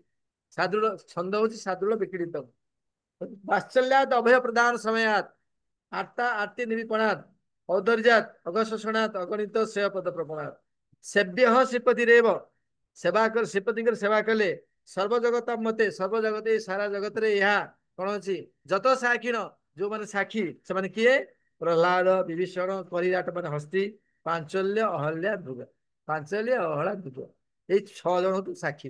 ତାହେଲେ ଏଇ 6 ଜଣଙ୍କୁ ସେ କେମିତି ପାଳନ କରିଛନ୍ତି ଗୋଟେ ହଉଛି ବାତ୍ସଲ୍ୟାତ୍ ବାତ୍ସଲ୍ୟାତ୍ ମାନେ ନିଜର ପୁତ୍ର ଭଳି ପାଳନ କରିଛନ୍ତି। ଛୋଟ ଶିଶୁର ଅନାଥ ଛୋଟିଆ ଶିଶୁରେ ଅଜ୍ଞାନ ଶିଶୁର ଯାହା ଯାହା ଦରକାର ସେ କିଏ ମାଗେ ନା ମାଗିବା ତା ତାକତ ଅଛି କିନ୍ତୁ ତା ପିତା ଆମର ସବୁ ଯୋଗେଇଥାନ୍ତି ନାଇଁ ଖାଇବା ସମୟ ହେଲେ ତ ଆଜ୍ଞା ଖାଇବାକୁ ଦେବେ ଆଣିକିରି ଇତ୍ୟାଦି ଇତ୍ୟାଦି ଇତ୍ୟାଦି ତମାନେ ପିଲା ପାଳିଥିବ ଜାଣିଥିବ ଆଉ ସେ ଭଗବାନ ପାଇଁ ଶରଣାପନ୍ନ ହବ ସେ ଭକ୍ତ କିଛି ଚିନ୍ତା କରିବା ଦରକାର ନାହିଁ ସେ ଅଟୋମେଟିକ କଣ ସେ ତାକୁ ଆଣି ଦେବେ ସବୁ ହେଲା। ଆଜ୍ଞା ତାର ଉଦାହରଣ କିଏ? प्रहलाद महाराज। ପ୍ରହ୍ଲାଦ। ମହାରାଜ ପ୍ରହ୍ଲାଦ ମହାରାଜ ଭଗବାନ ସବୁ ସବୁ ସବୁ ପ୍ରକାର ସୁବିଧା ଦେଇନାହାନ୍ତି, ସବୁ ପ୍ରକାର ସୁବିଧା ଦେଇଛନ୍ତି ନା ନାଇଁ?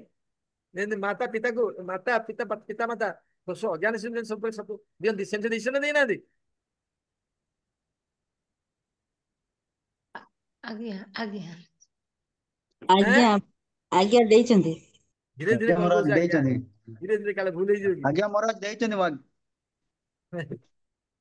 ତାପରେ ଅଭୟ ପ୍ରଦାନ ସମୟତା ଅଭୟ ସବୁ ଅଭୟ ପ୍ରଦାନର ପ୍ରତିଜ୍ଞା ସେ କିଏ? ବିଭୀଷଣ ନାଇଁ? ସକୃତି ଦେବ ପ୍ରପନ୍ନାୟ ତବାସ୍ମି च ଯାହା ଥରେ ମାତ୍ର ବିଭୀଷଣ କହିଦେଇଛି ମୁଁ ମୁଁ କଣ ହଉଛି ନା ପ୍ରଭୁ ମୋର ସବୁ ତ୍ୟାଗ କରି ପ୍ରଭୁ ସନାତନ ଭାବକୁ ଆସିଛି। ପ୍ରଭୁ କହିଲେ ଆରେ ଏତିକି ସେ କହିଛି ମାନେ ଯଥେଷ୍ଟ, ମୁଁ ତାକୁ ସବୁ ପ୍ରକାର ପ୍ରଦାନ କରିବି। ଏକ ଦୁଇ ହେଲା, ତାପରେ ଆସିଲା ପୀଡ଼ିତ ବ୍ୟକ୍ତିକୁ ପୀଡ଼ାରୁ ମୁକ୍ତ କିଏ? ହସ୍ତି। ଲକ୍ଷେ ଯୋଜନରେ ଗଜ ଡାକିଲା ହେ ଦେବରାଜ, गजराज। ମନେ ପଡୁଛି? ସେ ହସ୍ତି କୋଉଠି ଥିଲା? ସେ କୋଉଟାର ହସ୍ତି ସିଏ?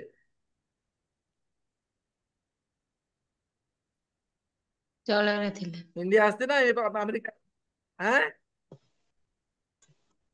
କୋଉଟାର ହାତୀ? କୋଉଟା ହାତୀ ସିଏ? ଜଳ ଇଣ୍ଡିଆ ହାତୀ ନା ଇଣ୍ଡିଆ ହାତୀ? ସବୁ ଆଁ କରିଥା ସବୁ, କୋଉଟାର ଅଛି ଜାଣିନ? କ୍ଷୀରସାଗର, ସପ୍ତସାଗର ଅଛି ତା ଭିତରେ କ୍ଷୀରସାଗର। କ୍ଷୀରସାଗର ନାମକରେ କ୍ଷୀରସାଗର ତ୍ରିକୁଟକ ନାମକ ପର୍ବ ଥିଲା, ତା ମଝିରେ ଗୋଟେ କଣ ଥିଲା ମାନେ ଗୋଟେ ଗାଡିଆ ଥିଲା, ସେ ଗାଡିଆରେ ସେଇ ଜଙ୍ଗଲ ଭିତରେ ରହୁଥିଲା ହାତୀ, ସେ ଗାଡିଆରେ କୁମ୍ଭୀର ରହୁଥିଲା ହେଲା। ସେ କୁମ୍ଭୀର ହସ୍ତି ହସ୍ତି ବା ନିଜର ହଜାର ପତ୍ନୀକି ନେଇକି ଆସିଥିଲା ଗଜରାଜ ପାଣି ପିଇବା ପାଇଁ, ସେତେବେଳେ ସେ କଣ କରିଥିଲା କୁମ୍ଭୀର କବଳ କରିଥିଲା ହେଲା। ଭଗବାନ କଣ କରିଥିଲେ ତାକୁ ରକ୍ଷା କରିବା ପାଇଁ ମାନେ କଣ ଗରୁଡ ପୃଷ୍ଠରେ ଆସୁଥିଲେ, କାଳେ ଡେରି ହେଇଯିବ ବୋଲି ଭଗବାନ କଣ କରୁଛନ୍ତି ଦେଇ ପଡୁଛନ୍ତି କୋଉଠୁ ଗରୁଡ ପୃଷ୍ଠ ହେଲା। ଆଜ୍ଞା ଆତି ଆତ୍ମା ବିପଣାତ ଔଦର୍ଯ୍ୟାତ ଉଦାରତା କିଏ? ଦ୍ରୌପଦୀ। ଦ୍ରୌପଦୀ ମାଗିଥିଲା, ଦ୍ରୌପଦୀ କଣ ହେଇଥିଲା? ଦ୍ରୌପଦୀ ମାନଙ୍କରେ ଖଣ୍ଡିଆ ବସ୍ତ୍ର ମାଗିଥିଲେ, ପ୍ରଭୁ ଖଣ୍ଡିଆ ବସ୍ତ୍ର ଦିଅନ୍ତୁ। ପ୍ରଭୁ କଣ ହେଇଥିଲେ? ବସ୍ତ୍ରାବତାର ହେଇଗଲେ। ଦୁର୍ଯ୍ୟୋଧନ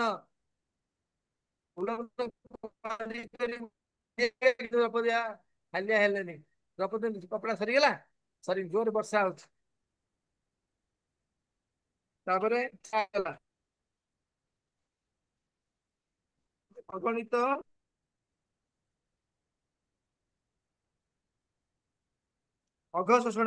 ଅଘୋଷଣାର୍ଥ ଭଗବାନ ପରେ ଶରଣାପନ୍ନ ହେଲେ ସବୁ ପ୍ରକାର ପାପ ଚାଲିଯାଏ। ଗୋହତ୍ୟା ବ୍ରହ୍ମତ୍ୟା ଆଦି ପାପ ସବୁ ଚାଲି ଯାଇଥାଏ, ଏପରିକି ଭ୍ରୂହତ୍ୟା ପାପ ଚାଲି ଯାଇଥାଏ। ଯଥା ଅହଲ୍ୟା, ଅହଲ୍ୟା କେଡେ ଗୋଟେ ପାପ କରୁନଥିଲା? ହ୍ୟାଲୋ, ଜୋରେ ବର୍ଷା ହଉଛି। ଅହଲ୍ୟା କେତେ ଗୋଟେ ପାପ କରିନି? ଅହଲ୍ୟା ଯୋଉ କାମଟା କରିଥିଲେ, ଇନ୍ଦ୍ର ସହିତ ମିଳନ ହେଇଥିଲେ, ସେଇଟା ତାଙ୍କର ମନ ଇଚ୍ଛା ଜାଣିକି ଜାଣିକି ନା ଅଜଣାରେ ହେଇଥିଲେ? जन- ଅଜାଣତରେ ଅଜାଣତରେ ଜଣା ଅଜାଣତରେ। ଜଣାତରେ ଜଣାତରେ ମହାରାଜ। କିଏ କହିଲା? ଜଣା ଜଣା କିଏ କହିଲା? ଅଜାଣତରେ। ଅନ୍ତର୍ଯାମୀ ମୁକୁନ୍ଦ ଦାସ। ଅନ୍ତର୍ଜମୀ ମୁକୁନ୍ଦ ଦାସ। ଠିକ କହୁଛ? ଜାଣି ଜାଣିଥିଲେ ମହାରାଜ ସେ। ଜାଣିକି ଦେଇଥିଲେ। ସେ ମାତାଜୀ କହୁଛନ୍ତି ମାଳିନୀ ଦେବୀ ଦେବୀ କହୁଛନ୍ତି ସେ ପରା ମୁଁ ଜାଣିନି। ଅଜଣାତରେ କହୁଛନ୍ତି। ବବିତା ବବିତା ଦେବୀ ସିଏ କହୁଛନ୍ତି, ସିଏ କହୁଛନ୍ତି ଅଜାଣତରେ ହେଇଥିଲେ। ତମର କେମିତି ଜଣାତରେ ହେଲା? କଣ କହୁଛ? ସେ ଧାରଣା ସେ ଧାରଣା ଏଁ? ଥିଲା ମହାରାଜ ତାଙ୍କର ଯେ ଇନ୍ଦ୍ର ଆସିଛନ୍ତି, ଆସକ୍ତି ହେଇ ପଡିଥିଲେ। ସୁନ୍ଦରୀ ଆସକ୍ତି ମାନେ ହେଇଥିଲେ ଯିଏ ସେ। ଯେତେ ସୁନ୍ଦରୀ, ଯିଏ ସୁନ୍ଦରୀ ଯେତେ ସୁନ୍ଦରୀ ନାରୀ ମାନଙ୍କର ଗୋଟିଏ ଗୋଟେ ହଉଛି କଣ, ତାଙ୍କର ଗୋଟେ ହଉଛି ଗୁଣ ହଉଛି ତା ରୂପଟାକୁ ଦେଖେଇବ ଅନ୍ୟକୁ। ସତ ନା ମିଛ? ଆଜ୍ଞା ଜଣେ ଆଜ୍ଞାକୁ ଯାଉଥିବେ ଅଜ୍ଞା କହୁନାହାନ୍ତି, ବିଲକୁଲ କେହି କହୁନାହାନ୍ତି। ତେଣୁ ଏକମତ ନୁହନ୍ତି କେହି। ସୁନ୍ଦରୀ ମାନଙ୍କର ଏଇଟା ହଉଛି ଗୁଣ, ସେ କଣ କରିବ ଦେଖେଇ ଅନ୍ୟ ପାଖରେ। ଆଜ୍ଞା ଦୁର୍ଗୁଣ। ମହାରାଜ ଆଜ୍ଞା। ଆଜ୍ଞା ଆଁ ଆଜ୍ଞା ଆଜ୍ଞା ପ୍ରଭୁଜୀ। ହଁ ଏଟା ମନେ ରଖ। ତେଣୁ ଅହଲ୍ୟା ସୁନ୍ଦରୀ ସିଏ କଣ ନା ତାଙ୍କ ରୂପ ଛୋଟ ଦେଖିବାର ଏକ୍ସପର୍ଟ। ସେଥିପାଇଁ ଇନ୍ଦ୍ର ଆସିଲେ ବବିତା ଇନ୍ଦ୍ର ଜାଣିକି ସହିତ ଇନ୍ଦ୍ର ସହିତ ସେ କଣ ପ୍ରତିକ୍ରିୟା କରିଛନ୍ତି। ସେଥିପାଇଁ ସେ ଅଭିଶପ୍ତ ହେଇଥିଲେ, ପଥର ପାଲଟି ଯାଇଥିଲେ। କିନ୍ତୁ ପ୍ରଭୁ କଣ କଲେ ନା ତାର ସବୁ କିଛି ପାପକୁ କଣ କଲେ, ତା କଣ କରି ହରଣ କରି ତାକୁ ପୁନଃ କଣ କରିଥିଲେ ନା ନିଜ ସ୍ୱରୂପକୁ ନେଇ ଆସିଥିଲେ ଏବଂ ଗୋଟେ ଯୁଗ ବି ଚେଞ୍ଜ କରିଦେଲେ। ଦ୍ୱାପରକୁ ପଛକୁ ନେଇଗଲେ, ତ୍ରେତୟାକୁ ଆଗକୁ ନେଇ ଆସିଲେ। ଜାଣିଛ ତ? ଅଗଣିତ ଶ୍ରେୟ ପଦ ପ୍ରଣାମ। ହରେ କୃଷ୍ଣ। ହରେ କୃଷ୍ଣ ପ୍ରଭୁ ଦଣ୍ଡବତ ପ୍ରଣାମ। ପ୍ରଭୁ ଆମେ ସେଇଟା ଜାଣିନାହୁଁ ପ୍ରଭୁ। କଣ ହେଲା? ସେ ଯୋଉ ଦ୍ୱାପର ପଛକୁ ନେଲେ ତ୍ରେତୟାକୁ ଆଗକୁ ନେଲେ ସେଇଟା ଜାଣିନାହୁଁ ପ୍ରଭୁ। ନୂଆ ଲୋକ ଆଉ। ଯୁଗର କ୍ରମ କଣ?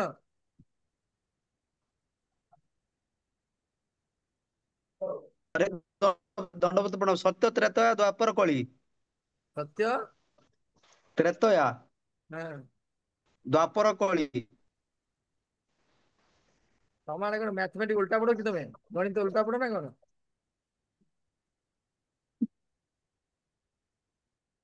4 2 3 2 1 ପଢ ନା କଣ? 4 3 2 1 ନା ଆଉ। ଇଏ କହୁଛି ସତ୍ୟ ଯୁଗ, 2 ହେଲା ଦ୍ୱାପର, 3 ହେଲା ତୃତୀୟା, 4 ହେଲା କଳିଯୁଗ 4 ଚତୁର୍ଥ ନମ୍ବର ହେଲା। ତେଣୁ ସତ୍ୟ ଯୁଗର କ୍ରମ ହଉଛି ସତ୍ୟ, ତୃତୀୟା, ଦ୍ୱାପର, କଳି। କିନ୍ତୁ ଭଗବାନ ଏଇ ଅହଲ୍ୟା ପାଇଁ କଣ କରିଥିଲେ, ଯୁଗର କ୍ରମଟା ଏପରି ଭାବରେ କରିଥିଲେ ହେଲା। ଅହଲ୍ୟା କହିଲା ପ୍ରଭୁ ଏଦିନ ମୁଁ ରହିପାରିବିନି ପଥର ହେଇକିରି, ପ୍ରଭୁଙ୍କ ରାମବତାର ଉଦ୍ଧାର ହବ ନା, ଅଭିଶାପ ପାଇଥିଲା। ପ୍ରଭୁ ରାମବତାର ହେଇ ପଳେଇଲା ଆଗେ। କେତେ ହେଲା ନମ୍ବର? କେତେ ହେଲା? 5। ଆଜ୍ଞା ମହାରାଜ। 6 ହେଲା ଅଗଣିତ ଶ୍ରେୟ ପଦ ପ୍ରପଣାତ। ଅଗଣିତ ଶ୍ରେୟ ତାଙ୍କ ପାଦ ପଦ୍ମ ଶରଣାପନ୍ନ ତାକୁ ଅଗଣିତ ଶ୍ରେୟ ଦେବେ, ମଙ୍ଗଳ ଦେବେ। କିଏ ସିଏ? ଧ୍ରୁବ ମହାରାଜ। ଧ୍ରୁବ ମହାରାଜ ଗୋଟେ ଛୋଟିଆ ସିଂହାସନ ଅପମାନିତ ହେଇକି, ବିବାଦ ଦ୍ୱାରା ଅପମାନିତ ହେଇକି ଛୋଟିଆ ସିଂହାସନ ପାଇଁ ତପସ୍ୟା କରୁଥିଲେ। କିନ୍ତୁ ତାକୁ କଣ ଦେଲେ? ଅଗଣିତ ଶ୍ରେୟ। ମାନେ ଗୋଟେ ଧ୍ରୁବ ଲୋକ ଦେଇଦେଲେ, ମାନେ ଗୋଟେ ବୈକୁଣ୍ଠ ଦେଇଦେଲେ। ଧ୍ରୁବ ବୈକୁଣ୍ଠ ଦେଇଦେଲେ, ତାକୁ ରଖିଥିଲେ ରିଜର୍ଭ କରିକି ଆଉ ଦେଇନଥିଲେ। ଧ୍ରୁବ ମହାରାଜକୁ ଦେଇଥିଲେ। କିନ୍ତୁ ରାଜା ଖୁସି ହେଇଗଲା ପରେ ତୁ ଯା, ମୋର ଅମୁକ ସେ ରାଜ୍ୟରେ ଅମୁକ ଜାଗାରେ ମୋର ସେ ଯୋଉ ଅଛି କଣ 50 ଏକର ସମ୍ପତ୍ତି ଅଛି, ସେଠି ମାଲିକ ହବୁ ଯା। ସେ ଗାଁ ତ ହେଡ ହେଇକି ରହିବୁ, ଜମିଦାର ହେଇକି ରହିବୁ ଯା। ନା ନାଇଁ? ସେଇଭଳି ଭାବରେ ଧ୍ରୁବ ମହାରାଜ କଣ କଲା ନା, ଭଗବାନ ରଖିଥିଲେ ଯୋଉ କଣଟା ଭଲ। ଧ୍ରୁବ ବୈକୁଣ୍ଠ ରଖିଥିଲେ, ତାକୁ କଲେ। ବୁଝିହେଲା? ଆଜ୍ଞା। ତେଣୁ ଭଗବାନ ଏଇଭଳି ଭାବରେ ମାନେ ଅଗଣିତ ଏଇଭଳି ଭାବରେ ଭଗବାନ କଣ କରନ୍ତି, 6ଟା ଶରଣାଗତ ଭକ୍ତ ରକ୍ଷା କରନ୍ତି ହେଲା। ଯେ ଆଜ୍ଞା। ପ୍ରକୃତ ଶରଣାଗତ ସେ ତାକୁ ରକ୍ଷା କରିବେ। କିଛି ଅସୁବିଧା ରହିବ, ଧନ ଧାନ୍ୟ ପରିପୂର୍ଣ୍ଣ ହେଇଯିବ। କିନ୍ତୁ ତମେ ଶରଣାଗତ ହଉନ। ହଉଛ? ନାଇଁ ତମେ ଦେଖି ମହାରାଜ। ହାତ ଦେଖିଲେ କିଏ ଶରଣାଗତ? ତମେ ଏକା ମନା କରୁଛ, ଚୁପ ହେଇ ବସିଛନ୍ତି ଆଉ। କିଏ ଶରଣାଗତ ହାତ ଟେକିଲ? ନା ପ୍ରଭୁଜୀ, ହେ ହେ, ଶରଣାଗତର ହାତ ଲେଶ ଟେକି ମାତ୍ର ମଧ୍ୟ ନାହିଁ। ହାତ ଟେକିଦେଲେ ବା ବସିବେ, ଆମେ ବିଶ୍ୱାସ କରିବୁ? ଆମର ସଢି ସଢିକା ସନ୍ୟାସୀ ହେଇଛୁ, ତମେ ବିଶ୍ୱାସ କରୁଛ? ଶରଣାଗତ ଭକ୍ତ ସେ କହେନା। ଭକ୍ତି ଠାକୁର କଣ ଗାଉଛନ୍ତି ଗୀତାରେ? ଅନେକ ଯତନ ଗୋପୀନାଥ ହେରେ ଯେ মেনেছে আমি, ଅନେକ ଯତନ হইলা ବିଫଳ, এখন ভরসা তুমি। ଦେଖ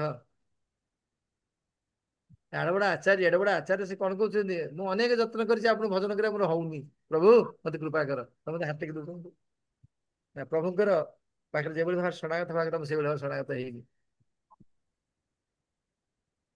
ହେଲା। ଅଯୋଗ୍ୟତା କହିଲେ ମୋର ମାତ୍ର ଯୋଗ୍ୟତା, ବୁଝିହେଲା? ଅଯୋଗ୍ୟତା ହିଁ ମୋର ଯୋଗ୍ୟତା, ଯୋଗ୍ୟତା ମୋର ଯୋଗ୍ୟତା ନୁହେଁ। ମୋ ଅଯୋଗ୍ୟତା ହିଁ ମୋର ଯୋଗ୍ୟତା। ହେ ପ୍ରଭୁ ମୁଁ ହଉଛି ଅଯୋଗ୍ୟ, ଆଉ ଆପଣଙ୍କ ହଉଛି କଣ କଣ ନା ଆପଣ ହଉଛି ଅଯୋଗ୍ୟର ରକ୍ଷାକର୍ତ୍ତା।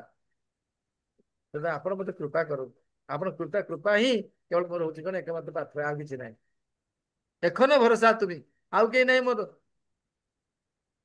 ଗୋପୀନାଥ হেরে যে মেনেছি আমি। ହେଲା ଏଇଭଳି ଭାବରେ କଣ ନା ଭଗବାନ ଶରଣାଗତ ଶରଣାଗତ ଭକ୍ତକୁ କଣ କରନ୍ତି ରକ୍ଷା କରିଥାନ୍ତି। ବୁଝିଗଲା? ଏତେ ତମର ଏଇ ଭଗବାନ ଗୁଣଗାନ କରିବା ଦ୍ୱାରା କଣ ହେଲା? ତମର ଭଗବାନ ପ୍ରତି ବିଶ୍ୱାସ ବଢିଲା ନା ବଢିଲାନି? ଆଜ୍ଞା ମହାରାଜ। ଆଜ୍ଞା ମହାରାଜ।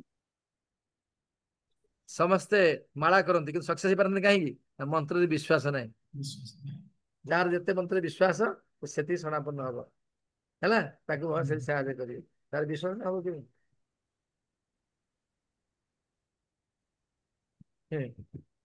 ନାନା ତିଲକ ଆଉ କଣ୍ଠରେ କିଛି ନାହିଁ, ଏ ଗୋଟେ ବାହ୍ୟ ଢଙ୍ଗ। ଅସଲ ଢଙ୍ଗ କୋଉଠି? ଅସଲ କଥା କୋଉଠି? କିଏ କେତେ ଶରଣାଗତ। ହରେ କୃଷ୍ଣ, ଜୟ ଶିଲ ପ୍ରଭୁପାଦ କି ଜୟ।